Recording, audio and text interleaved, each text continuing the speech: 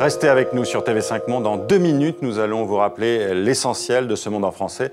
C'est tout de suite avec Laure de Matos et Corinne Lannoy.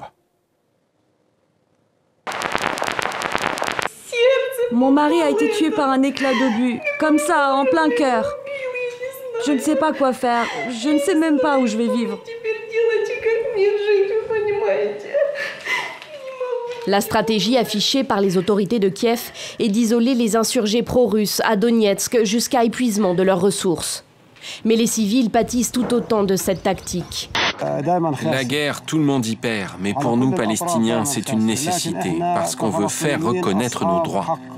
Au terme d'un processus d'identification très strict, Estela Carlotto, figure emblématique de la lutte contre la dictature en Argentine dans les années 70, vient de retrouver son petit-fils. Merci à tous. Merci à Dieu. Merci à la vie, car je ne voulais pas mourir avant de le serrer dans mes bras.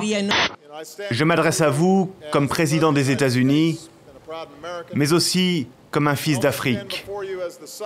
Voilà pour l'opération Séduction. Côté annonce, 33 milliards de dollars, soit plus de 24 milliards d'euros. C'est le montant inédit des investissements annoncés par Barack Obama.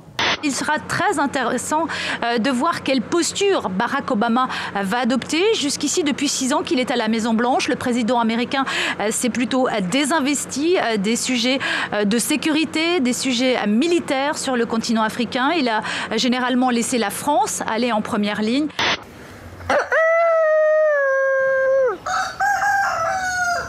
Une prouesse technologique après 10 ans de voyage et 6 milliards de kilomètres parcourus.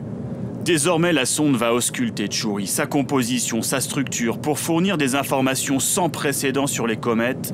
Analyser une comète, savoir de quoi elle est faite, c'est d'une certaine manière pouvoir revenir à ce à quoi ressemblait le système solaire au moment de sa création, il y a 4,6 milliards d'années.